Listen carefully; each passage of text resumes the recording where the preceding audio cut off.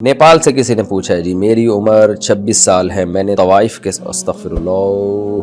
के साथ मुंह काला किया है, अब मुझे बहुत निदामत है, मुझे खुद से घिन आती है, खुद से नज़र नहीं मिला पा रहा हूँ, अल्लाह से माफ़ी मांगना चाहता हूँ। मेरी शादी होने वाली है, मेरी होने वाली बीवी बहुत नेक है, मैं इसके साथ धोखा नहीं करना चाहता, दिल करता है सब कुछ बता दूं अपने माजी के बारे में। क्या मेरे जैसे इंसान को इस नेक लड़की से शादी करनी चाहिए या सब कुछ इसको बता देना चाहिए? मैं ऐसा क्या करूं कि अल्लाह मेरी इस गलती को माफ़ कर दे, रहनुमाई फरमाएं। भाई आप बस तौबा इस्तिग़फ़ार करें, 2 रकत पढ़ के अल्लाह से बहुत ज़्यादा माफ़ी मांगे रो रो के, और कुछ रकम अल्लाह के गज़ब को ठंडा करने के लिए सदका भी कर दें, और उसके बाद भूल जाएं इस गुनाह को। अपनी बीवी से क़तन इसका तज़किरा ना करें, और पक्की तौबा अगर आपने कर लिया तो आप भी फिर नेक ही हैं, आपकी बीवी जैसे नेक है तो आप भी नेक हैं। उसको हरगिज़ ना बताएं, क्योंकि एक गुनाह के बाद एक और गुनाह हो जाएगा अगर आपने उसको भी बता दिया।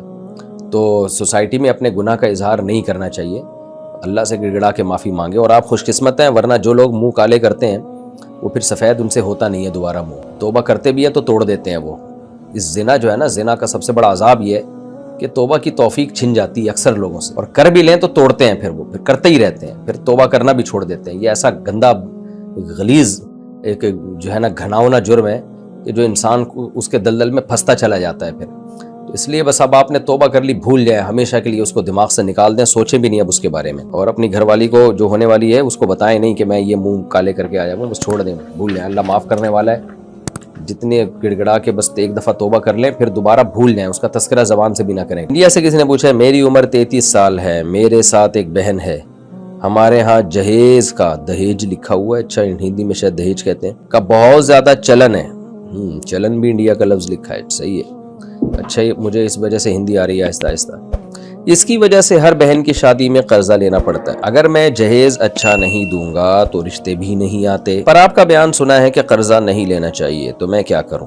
मेरी अपनी भी अब तक शादी नहीं हुई। जनाब, कर्जा जब आप लेंगे तो अदा भी तो करना पड़ेगा ना, तो वो कहाँ से देंगे आप? तो आपको चाहिए था कि जब आपको पता है कि शादी पर आपका पैसा खर्च होगा, इसके बगैर कहीं कोई रिश्ता ही नहीं देगा, तो पहले से ही आप किस्तें यानी अपने आमदन में से कुछ पैसे काट के जमा करते रहते आप।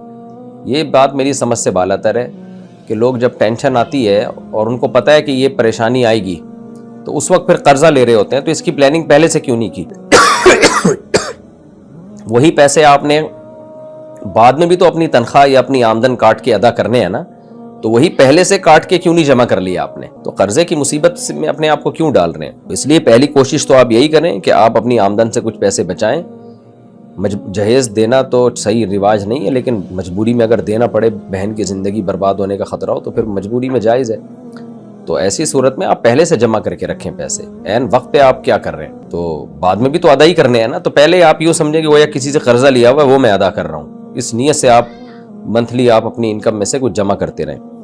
बहरहाल अब अगर हो गया है, मजबूरी है, तो जायज़ है कर्जा लेना, लेकिन मैं फिर भी मशवरा दूंगा कि हत्तल इम्कान ना लें और ऐसा रिश्ता तलाश करें जो खर्चे के बगैर आपकी जहाँ शादी हो जाए, और या फिर ये कर लें कि किस्तें लेना, यानी कुछ पैसे बचाएं अपने पास, या घर की कोई चीज़ बेच दें, आप कुछ भी करें, हत्तल इम्कान कर्जे से अपने आप को बचाएं। नहीं होता तो फिर जायज़ है कर्जा लेना भी, अगर वापसी का यकीन है आपको कि मैं वापस कर सकता हूँ।